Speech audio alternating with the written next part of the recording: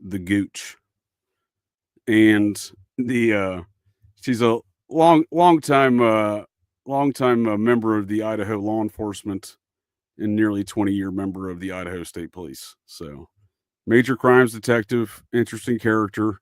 We've only learned recently, you might be asking yourself, what's the Gooch have to do with things here? Well, recently we've discovered via court releases in January, and I'm sorry, transcripts from the January hearing that were unredacted and released in February, I think on or about February 17th or 21st, and then March 17th, another redacted transcript of a hearing.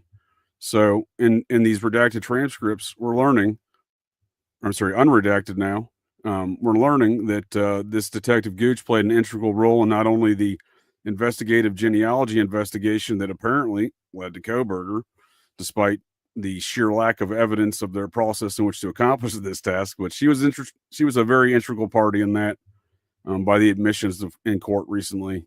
Like I said, recent discoveries. I hadn't heard the name of the Gooch prior to these recent releases. And then in March 17th, we understand now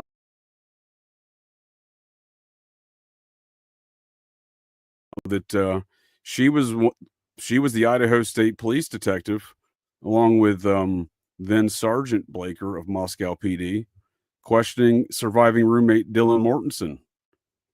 In the days after the murders there on 11/13/2022. So, which the date of that's always seemed strange to me when you compare 11/13/2022 or 11/12, depending on when you want to infer the crime occurred, since Kathy Mabutt is lost out to lunch concerning her statements in regards to when the crime occurred and her actual report of when she published the pronounced time of death. On November 17th, she republished a report saying the pronounced time of death was noon. However, she would conflict those statements by saying she wasn't allowed in the crime scene until 5 or 5:30. So do with that what you will, folks of the interwebs. What I'm saying is just weird. The 11/22 King Road and the 11/12/2022 date of death, or 11/13/2022. Still strange either way. Nonetheless, Detective Gooch here plays a very important role, and it was that message to listen to this interview where I discovered that her father, Detective Gooch, that is, her father was a military intelligence officer and protege of Colonel Paul Tate. Now, for those folks familiar with the Manson family murders, Sharon Tate, actress Sharon Tate, was one of the victims at the Tate Polanski home, the place she shared with her husband, Roman Polanski, film director, ardent pedophile, and currently on the run, on the lam, if you will, from federal U.S. authorities in regards to a warrant for raping a 13-year-old on Jack Nicholson's couch back in 1977, in which old cocaine Bob Evans, one of my favorite characters to talk about in life, he came in with the cleanup crew, and Detective Philip Van Adder would be the one that would initially arrest Polanski for these charges before Polanski would then later flee, upon getting bail. So, and Van Adder, he plays in the OJ case heavily as one of the lead detectives. I highly recommend folks to check out my comparisons of the OJ case and the Idaho4 case, because there's a lot with that too in those comparisons. Not only the characters, some of the characters involved, be it Mark Furman, who's always putting himself on the TV to talk how Brian Koberger's guilty. This is a man who literally was terminated from Los Angeles PD. I mean, they let him retire, but in the wake of the OJ trial, because he perjured himself in the trial, planted evidence, perjured himself about planting evidence, pled the fifth in which to do so in trial. The jury never heard any of this stuff. And also the Internal Affairs Department of LAPD had just published a 40-page, I think 42-page report stating how big of a Nazi Furman was. And even OJ's book, OJ's attorney, Johnny Cochran, would cite some of that stuff in his book after the trial, how Furman would apparently wear Nazi insignia under the lapel of his LAPD uniform while on duty. So Again, why this dude? And no one asked him about being a felon, perjuries, or his Nazi nature, or the fact that he's been long connected to a Nazi, a white nationalist terrorist group out of Sandpoint, Idaho, where today Mark Furman lives and has lived since 1995 or 96 when he left LAPD. But back in 1984, that same group that he was connected to, apparently dating back to the 80s, was responsible for a nationwide series of robberies and a murder of a Denver, Colorado radio talk show host, Alan Berg. This has been made into a number of films, including the recent Hollywood film, The Order. That was the name of the white nationalist group that Furman had connections to up there in Sandpoint. And this is back in the 80s. So, nonetheless, strange set of characters that come out in this whole Idaho4 case. And Furman's certainly one of them who doesn't have to answer any questions about things. And again, Furman's buddy on the case there with OJ, Van Adder, was, deep in these process Manson family crimes of the LA region, because Van Adder was on scene at that Tate Polanski home as a rookie officer with LAPD back in 1969 when Sharon Tate, the actress, was murdered. Now, this was the Manson family. What the story really isn't told is this was all a process church drug trafficking related crimes, right? So the individuals surrounding these circumstances were all process church members, be it Sharon Tate, be it her husband, Roman Polanski, or the fellow that introduced them, Cocaine Bob Evans, legendary film producer and a very close friend of Polanski. He hired Polanski to do Rosemary's Baby, that Satan's shitstorm of a movie that, from the late 60s there. That was their first number there at Paramount together. So a lot of connections there with the process. So when I see these elements of the drug trafficking stuff going on with the Greek organizations, and then I see, suddenly I'm cued into, characters at least tertiarily connected to such, infamous process murder, drug trafficking situations as the Manson family murders, and once again, Manson himself, deep in the process church hierarchy, they highlighted him in numerous magazines there and publications. I believe it was their death issue of their process church magazine. However, Charlie would famously say that in regards to the leader of the process, Robert de Grimston, he would famously say that Robert de Grimston and himself were the same. So what that means, I think he's in crazy Chuck language, is he's trying to say that he's high up in the process, right? He's a firm Scientologist. The process, breaks off from Scientology there in the early 60s. This fellow, Robert de Grimston, and his wife were the leaders. De Grimston being a close associate of Hubbard, L. Ron Hubbard there in London at the time, where Hubbard lived and was running Scientology. So, a lot to be said there. I've done a lot of stuff on that. If folks want to check out some more of those backstories, got a number of shows there.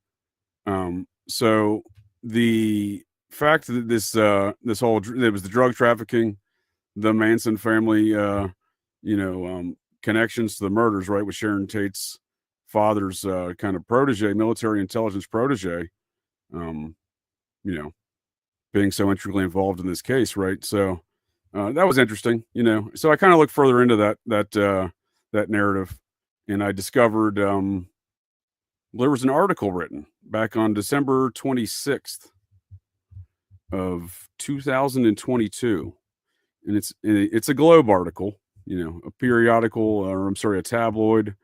They're out of the United Kingdom, and while I will admit, tabloids are very tabloidy, but that doesn't mean that I'm going to throw the baby out with the bathtub. Because if could share a quick brief story with you folks of the interwebs, I actually learned about a very gruesome kid diddling homicidal cannibal via, I learned about the story despite living in the town this all occurred in. I learned about the story from the Weekly World News. So I'm standing in, this is back in June of 2001. I'm standing in the grocery store line at a grocery store in Great Falls, Montana, where I was at the time where I was stationed in the U.S. Air Force. I just got back from deployment in Saudi Arabia. And so, I was somewhat, this is, pre-social media interweb situation. So I was somewhat disconnected, I suppose, from news or, society at large in America for the previous 4 months. However, I didn't expect to stumble across such a such a crazy tale of this fella Nathaniel Barjona. So I'm standing in the grocery store line and waiting on the register there, and I see the Weekly World News, and it says Montana man murders a boy and serves him up at church barbecue, and I'm like, what the fuck? I obviously immediately grabbed the Weekly World News. Probably the first time I ever did that, other than to laugh at Bat Boy, their little mascot there. That's always a funny story, whatever they got Bat Boy into. But I never previously to this date had never taken Weekly World News as a serious source of information. So I continue to find this article there from the front page, big front page picture of the situation on the cover, and it says Great Falls, Montana is the location. They're at the top of the news story, the news story, right in the Weekly World News.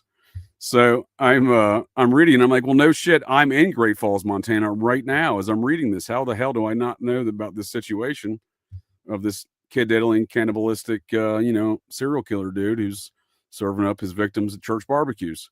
Sure as shit, I get into reading it more, and I verify some of the details in the aftermath of reading this that day, and amongst the townsfolk, the townies, and some of my Air Force people as well, but who had not been disconnected for the last 4 months. And apparently while I was gone, this dude got busted. He Nathaniel Barjona was his name. He changed his name after he was convicted of a kid diddling in Massachusetts. Somehow got a job in Great Falls, Montana, as a janitor of a elementary school. It's fucking pretty gross. Apparently victimized one of his victims. At least one of his victims was the one they got him for. He was later murdered in prison shortly after conviction. But one of his victims apparently was from that elementary school. So they didn't really do much of a background check on this guy, is what I'm saying. Late 90s isn't like, that ain't the 1950s or 40s. They could have made a phone call. They hired a guy. They didn't realize he changed his name to avoid being found out as a convicted diddler. I mean, I don't buy the tale, but nonetheless.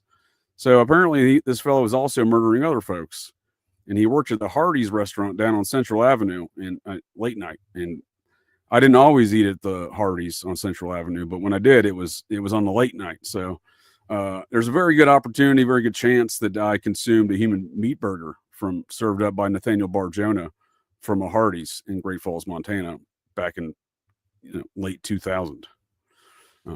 Anyhow, Weekly World News article, actual real world stuff there in the case of Nathaniel Barjona. Whether or not that applies to this one here, I don't know, but I do ask folks to consider that this may not just be complete nonsense. Idaho bloodbath tied to new Manson cult, says the Globe article. So when I discovered this, and they cite some sources, some unnamed law enforcement, a retired Chicago, I believe a captain from Chicago PD turned private detective. He's quoted in here as well.